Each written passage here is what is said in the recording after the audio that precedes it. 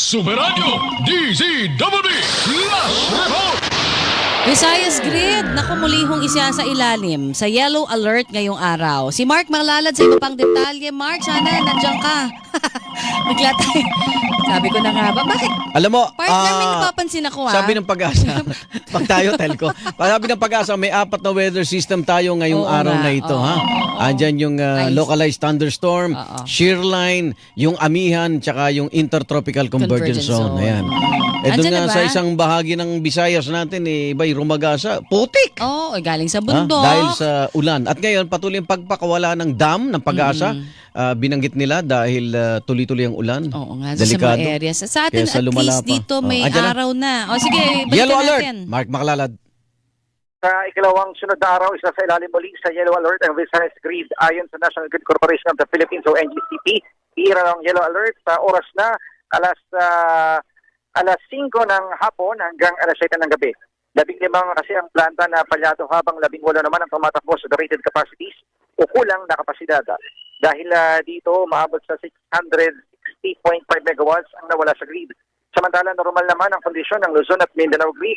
Dapat itang yellow alert ay tinataas kapag ang operating margin ng grid ay kulang para sa tinatakdang contingency requirement. Ang inyong kapuso Mark Makalalad ng GMA Super Radio, DZWB dapat totoo. Sumeradyo DZWB Last Report! Oras natin alas 9:24.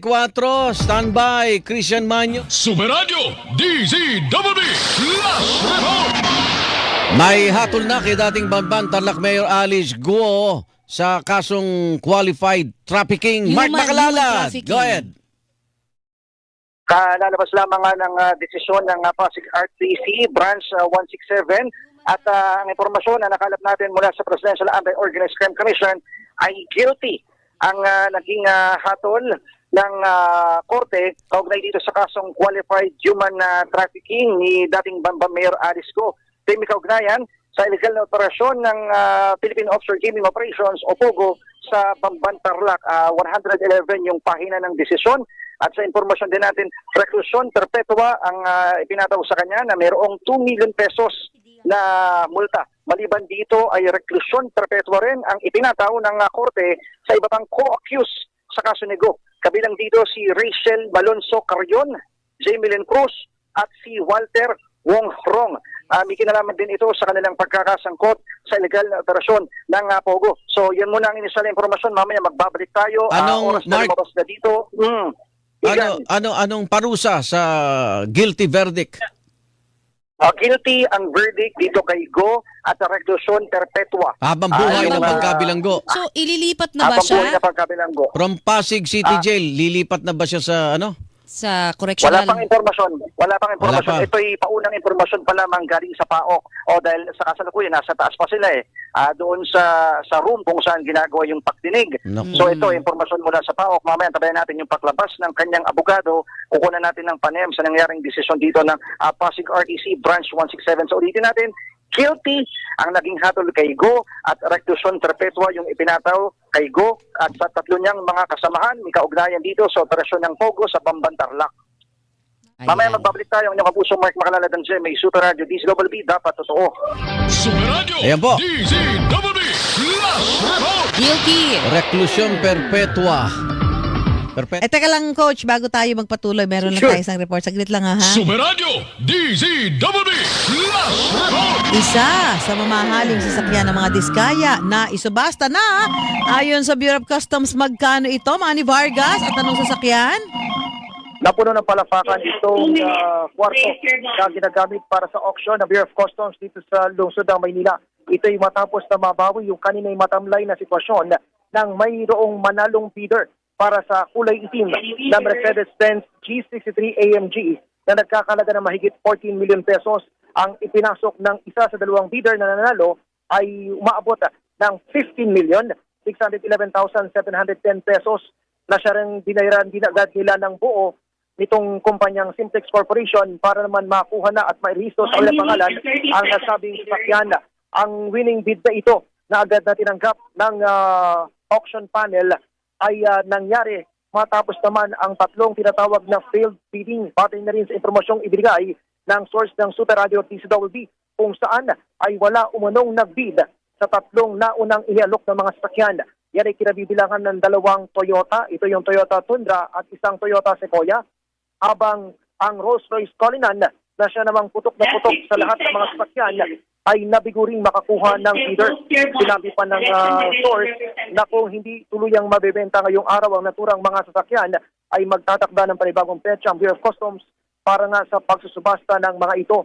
Samantala, ang pang-5 sasakyan na isa ring Mercedes-Benz, itong Mercedes-Benz G500 ay mukhang matamlay din ang dating sa mga 10 bidder na naririto ngayon dahil ilang segundo na lamang natitira, wala pa rin nagsusumite ng kalitin nilang mga bid.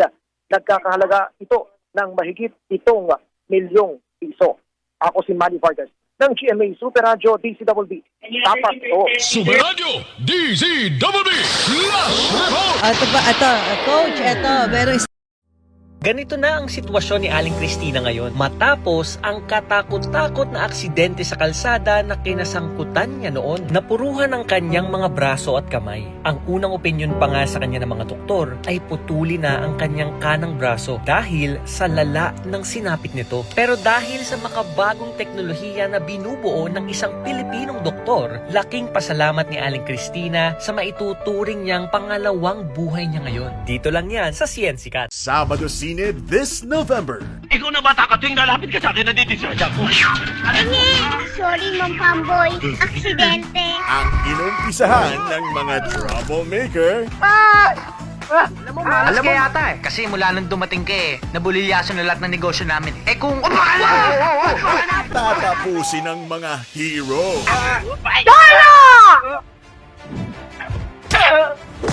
Sabi niya!